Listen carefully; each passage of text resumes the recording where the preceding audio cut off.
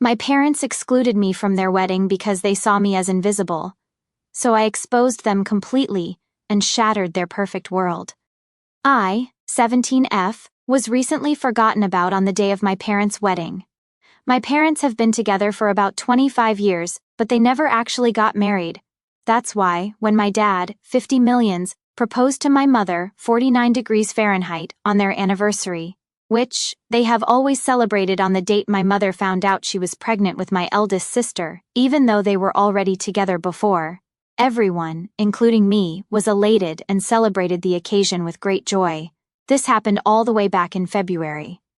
They immediately jumped into wedding planning, deciding very early on a small event in Hawaii with just the closest family and friends for an intimate ceremony. Almost immediately my mother asked my sister, 25 degrees Fahrenheit, to be her maid of honor, and my dad asked my brother, 22 millions, to be his groomsman.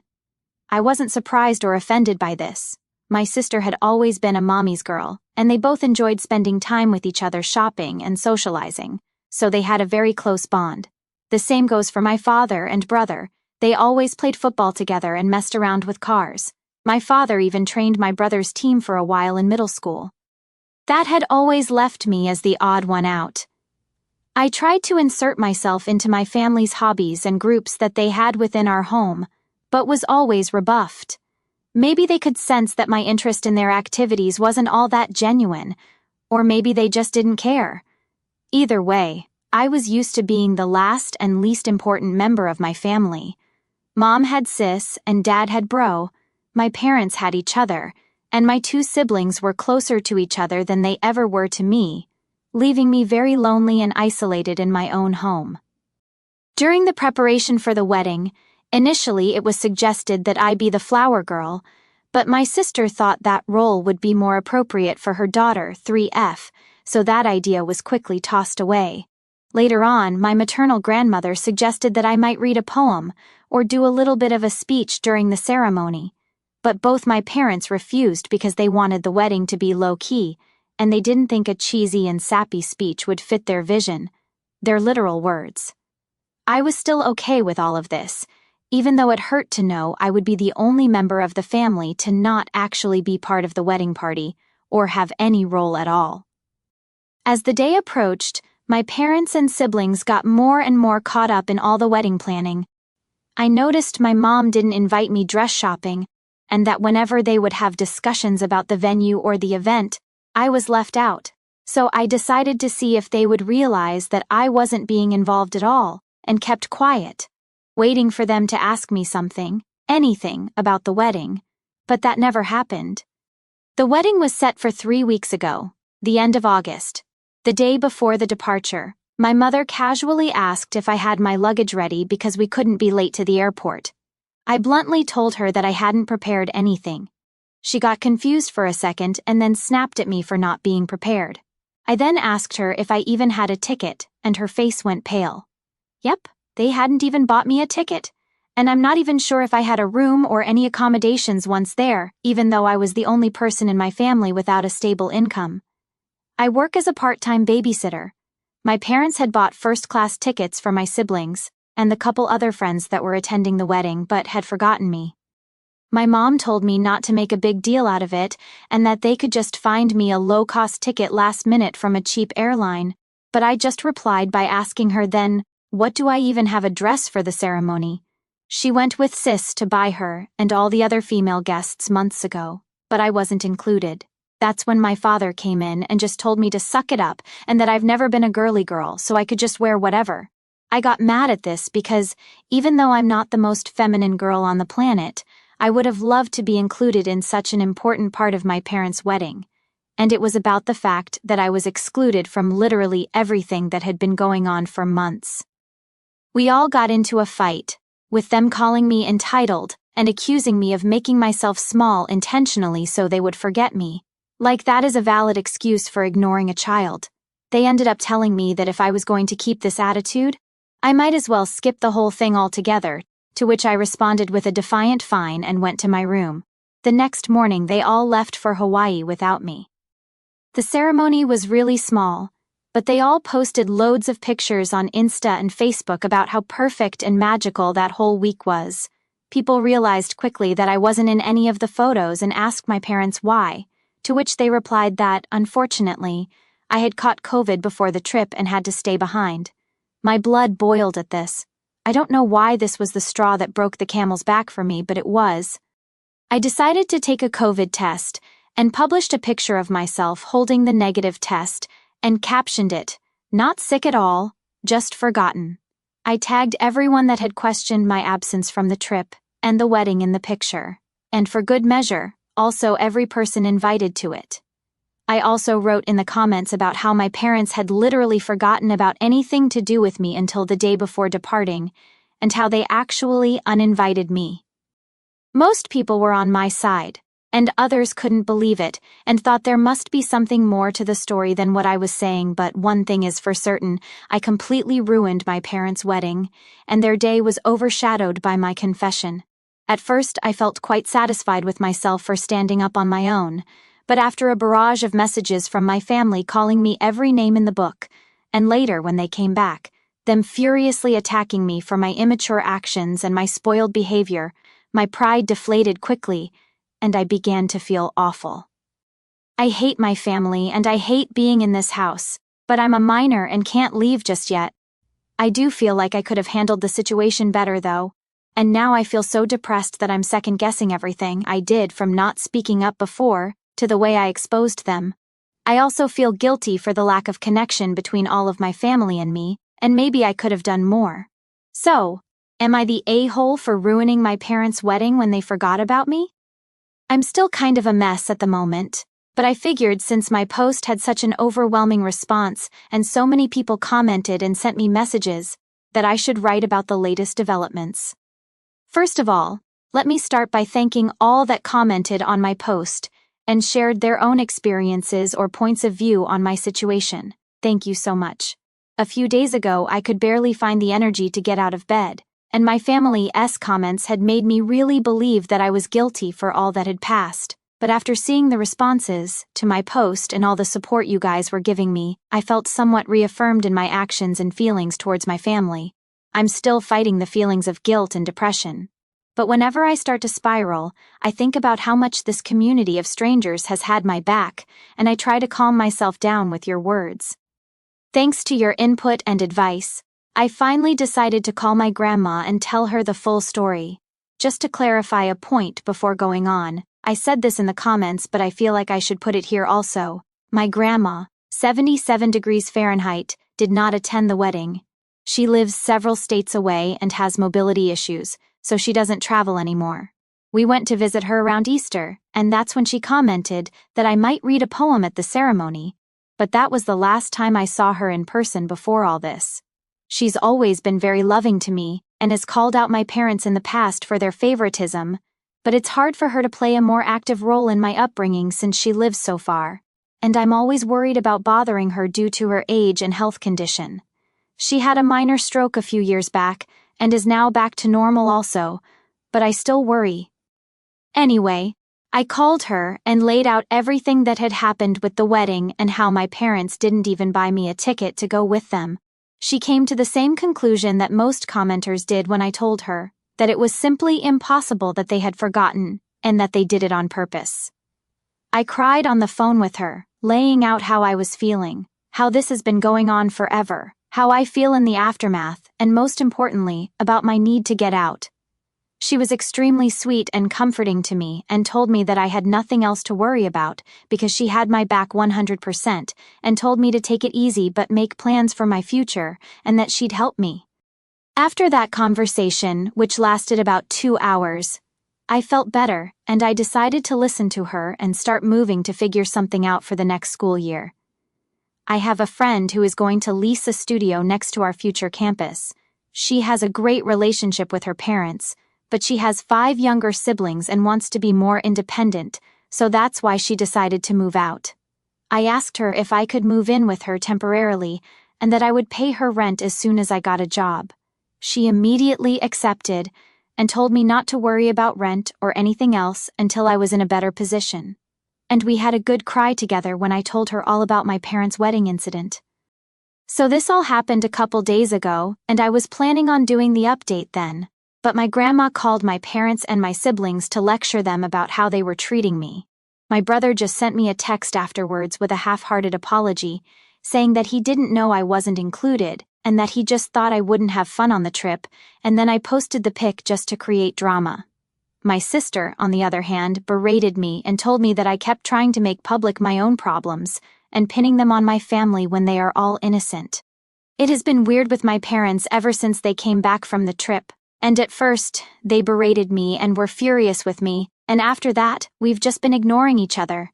After my grandma called them, they came into my room telling me that if I wanted to put this whole issue to rest, I should shut up about it, and that this could all had already blown over if only I had kept my mouth shut. I just asked them to leave my room, and then I called my grandma again to tell her what had gone down. She then told me that she and my uncle had bought plane tickets to come down to see me. This was something that I was actually scared about because my grandma's health is not the best, and this kind of effort is a lot for her, and I know how complicated it is for her to get on a plane, so I tried to dissuade her from coming and told her everything would be okay. But she wouldn't listen and told me that she was long overdue a conversation with my parents and that she wanted to see me. I'm stressed for her, and I feel again like I forced her to take a long, uncomfortable trip because of me. And that maybe I should have dealt with this myself. I do want to see her and I wish for nothing more than to hug her right now, but I'm worried about her. At least my uncle, Mom's older brother, is coming with her, but I hope she doesn't exhaust herself or nothing happens to her because that would break me. They arrive tomorrow and have not informed my parents of their trip. My grandma asked me to keep it until she gets here. I hope she's able to make my parents see the mistake in their actions or at the very least help me break the news to them that I'm moving out very soon and I plan on being no contact with them. I don't know. I'm worried about her having to do so much for me and bothering her, but I also appreciate and love her so much for doing all this for me. So my grandma called me to tell me she was coming here to see me and help me out. I was very stressed about it because my grandma has a very hard time traveling. So for her to take this trip meant that she would be under enormous stress, and I felt responsible for her since I was the one that called her. She arrived early Monday morning with my uncle, and I went to get her at the airport. It was a very intense and emotional moment, and as soon as I saw her, I ran to her arms and broke down sobbing. I don't even know if I was able to tell her anything at that moment because of how hard I was crying, and I had so many things to say. Thank you for coming, for being so good to me, for having my back. I'm sorry to have made you take this trip. I feel awful at home. I don't know if my parents love me, but I know you do. Am I an affair child? I truly was hit with all of this, plus the guilt and the anxiety all at once when I saw her. But she held me tight in her arms, telling me everything was going to be okay. My uncle hugged us as well. I don't know how long we stayed like this, but it must have been a while until my uncle told me we should get going. We grabbed a cab and went to their hotel. My grandma had teary eyes, and I could feel her breathing heavily, which scared me, but she kept hugging me and smiling all the way. She had reserved a double room so I could stay with her for these days.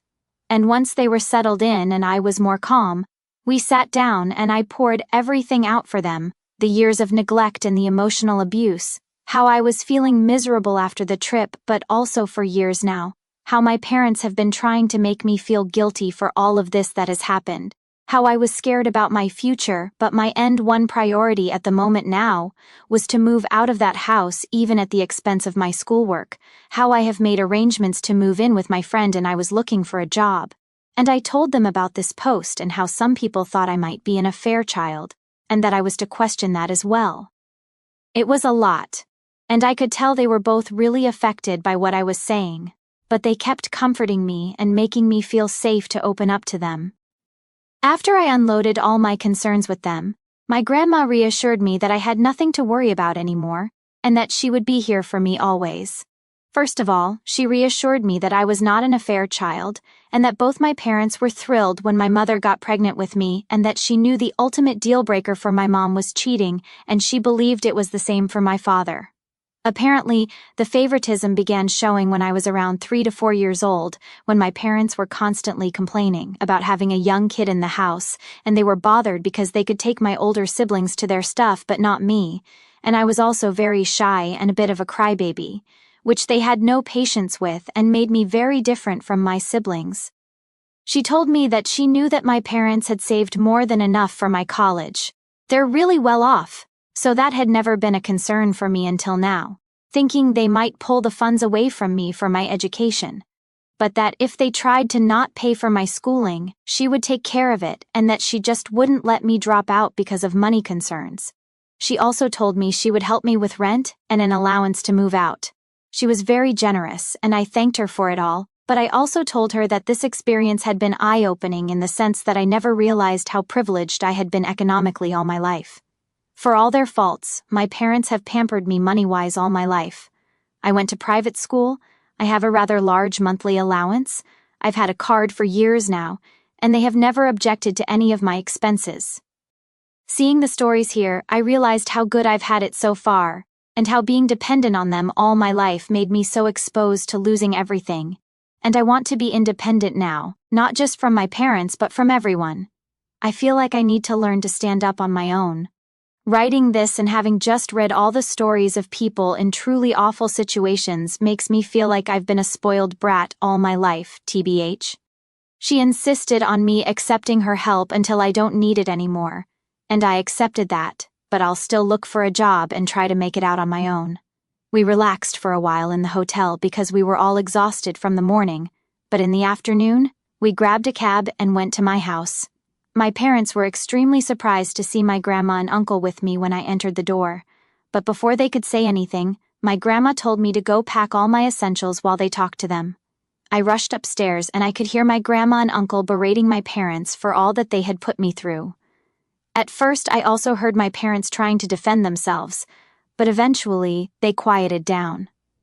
When I came downstairs with 2 suitcases and my backpack full to the brim with everything important that I had in my room, they were all in the living room. My father was beet red, and my mother was sobbing like a child. And when she saw me, she extended her arms in my direction saying she was sorry, but I just said save it with the coldest tone I could muster, and my dad said that I didn't have to be a jerk. To which both my uncle and grandma told him to shut up. I left the house at that moment and waited for the cab outside. In the hotel, my grandma reassured me that I wouldn't have to go back to them, and that they told her my college tuition was never in question for them, and that they had planned to throw me an extravagant birthday party to make up for the wedding mess and were going to be giving me a car as an apology for everything. But my grandma was having none of that BS because it was pretty obvious to her that they were only trying to save face and they were coming up with these things on the fly, and that a party and a car would not make up for all that they have put me through. Apparently, the moment that broke my mother was when she told her that I had even questioned my paternity, and she started crying then. But my grandma told her that what else could they expect when they had excluded me repeatedly from all family events since I was a child. She told me that she would make sure they made the payments to my school, unless I preferred to completely cut ties with them and have her pay until I can pay myself, and I asked her to do that. I felt bad because I feel like it's not her responsibility, but I truly don't want anything else from my parents anymore. And although my grandma is pretty well off herself, she's not as wealthy as my parents, but she reassured me that everything is all right and that everything going to me would be taken away from my mom's inheritance. The next day, we went with my friend, her parents, and grandma to the studio where we were planning to move, and immediately upon arriving, my grandma said absolutely not. I knew from pictures that the studio was very, very small and dirty, but we saw water damage and mold in the bathroom and kitchenette, and there was also rust in the little old appliances. I knew all of this beforehand, but I figured I could live with that at least for a while. But the thing that the adults pointed out that actually made me and my friend change our minds was the fact that this studio was street level in a bad neighborhood, in a building that didn't seem particularly safe, and had bullet holes on the walls, which I didn't even know what those were until my friend's dad pointed it out.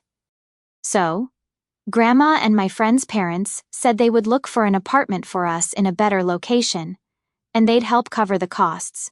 Both my friend and I want to be independent, but we realize that with our most likely minimum wage jobs in such a high-demand area, we won't be able to find anything better on our own. So, The plan is we're going to look for a 2-bedroom apartment, and me and my friend are going to pay what we had previously planned for the studio, and her parents and my grandma will cover the difference. I know it's still quite spoiled of me to expect that help from my grandma, but after seeing the studio in person, I truly wouldn't have felt safe there. My friend's parents, who were somewhat aware of what I was going through, told me that I could move in with them until we find a nice apartment, to which I'm extremely grateful since Grandma is going back in a couple of days and I've been staying in the hotel with her ever since. Apparently, my friend, her parents, and my grandma spoke about this before coming to me to make sure I had some safe place to stay until we move into the apartment, which is still to be found. I teared up a little as I thanked them, seeing how people were rallying behind me to offer help. Since then, I've been moving some of the stuff I had left at my parents' and setting my space in my friends'. My mom keeps crying and apologizing every time I go back, and even my father has said sorry, but I remain distant and cold towards them. My sister called and said that our mother was a mess and that I was a disease for what I had done, but before she could say anything else, I hung up the phone and blocked her. I was going to block my brother as well when I saw that he had sent me a very long message apologizing again and again for all that he has done to me, and for not realizing our parents were treating me so poorly. He says he's been doing a lot of self-reflection on the days since Grandma called and realized that he had been in the wrong, for assuming I wasn't on the trip because I wouldn't want to go and for just allowing my parents to exclude me for all those years. I sent a brief reply thanking him for his words, but telling him I need space and I was not ready to accept his apology. I feel like he might be genuine because he has never been nasty to me the way my sister has, just aloof towards me. But I also feel like I need to keep him away for the moment. Also, keeping a bridge up with my family feels like the right thing to do right now that everything is so fresh. Maybe in the future he'll show me he's just as nasty as everyone else, and I'd block him. But as long as he respects my boundaries, I feel better not cutting him off completely. I've also made an appointment with a therapist who specializes in neglected teens, and I have my first preliminary visit next week, again funded by my grandma, which makes me feel ever more eager to find a job ASAP to take the burden off of her, even if she tells me time and time again she's happy to do all of this for me. It started with an invitation to dinner from my parents. They said they wanted to make things right and heal as a family. Given everything that's happened, I was skeptical, but I agreed to go, hoping for the best but expecting the worst. We met at a high-end restaurant, the kind where you feel like you have to dress up just to fit in. From the moment I walked in, I could tell something was off. My parents were unusually affectionate, showering me with hugs and loud declarations of their love. It felt like we were actors in some cheesy family drama. The dinner itself was even more over the top. My parents were piling on the apologies and laying out their plans for the future, including a college fund they suddenly set up in my name, and a belated celebration party just for me. All of this in front of an audience that included a couple of local influencers known for their community gossip blogs. The pieces clicked together. This was a PR stunt, not a heartfelt reunion. As we ate, they kept up their act, talking about how much they'd learned and how they were committed to being better parents. I played along, but my gut was churning with the realization that this was all for show. The real confirmation came as we were leaving, when I overheard my mom whisper to my dad that this should fix our image. It was all I needed to hear to know that their apologies were just smoke and mirrors. I left the restaurant feeling used and angry. I couldn't believe they would go to such lengths just to save face. On the drive home with my grandma, who I had called to pick me up, I told her everything. She was furious but supported my decision to finally cut ties. That night, I lay awake thinking about everything that had happened. It became clear to me that if I wanted to stop this cycle, I needed to stand up and expose their behavior, not just privately, but publicly. The next morning, I drafted a long post detailing the entire dinner charade, the overheard conversation, and my decision to distance myself from their manipulative tactics. I posted it online, and the response was overwhelming. My story resonated with many, and my inbox was flooded with messages of support and similar stories of family manipulation. It was both heartbreaking and affirming to see how many people understood my situation. Emboldened by the support, I decided it was time to make some big changes in my life. First, I focused on securing my financial independence. I met with a financial advisor to understand my options for college funding beyond the so-called fund my parents set up. I applied for scholarships and grants, determined to pay for my education on my own terms. Simultaneously, my friend and I accelerated our apartment search. We found a small but comfortable place in a good neighborhood that was within our budget. We moved in together, and for the first time in a long while, I felt a sense of peace and stability. To further my independence, I also started a part-time job at a local bookstore. It wasn't much, but it helped cover my share of the rent and other expenses. It also gave me a sense of normalcy and routine, which I desperately needed amidst these changes. I continued my therapy sessions, which have been instrumental in helping me process everything and plan for a healthier future. My therapist supported my decision to distance myself from my parents, and helped me develop strategies for maintaining boundaries. As I settled into my new life, I realized that the freedom I felt was worth all the hardship. I was finally making decisions for myself without being swayed by my parents' manipulative tactics. So, Reddit, here I am, living my best life on my terms. I've learned that sometimes cutting toxic ties is necessary for personal growth, and while it's not easy, it's worth it. Thanks for all your support and advice, it's made all the difference. So, am I the a-hole for going public and cutting off my parents financially and emotionally? I think not, but let me know what you think. Your input has been invaluable. Since my last post, where I thought I was finally starting to get my life on track, things took a dramatic turn. Remember how my parents were all about public image due to their business? Well, it turns out their desperation to protect that image has led them to take some extreme steps. A few days ago, I received a legal notice.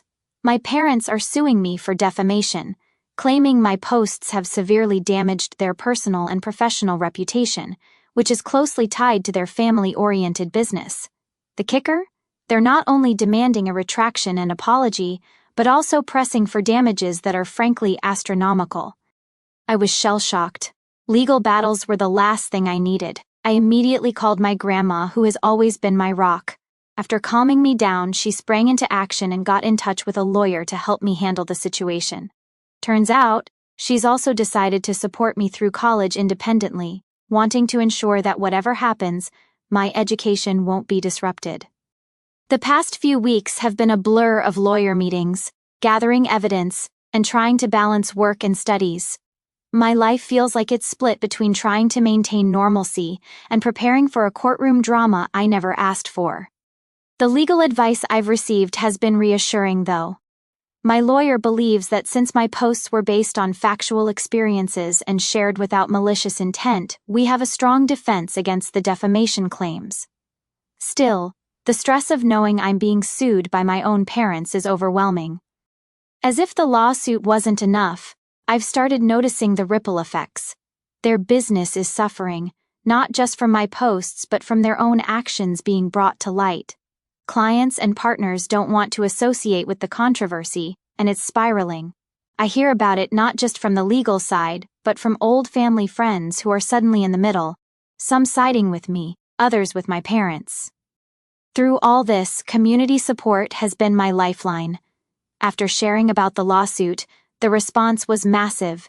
Messages of solidarity, advice, and even offers of financial help with legal costs have poured in.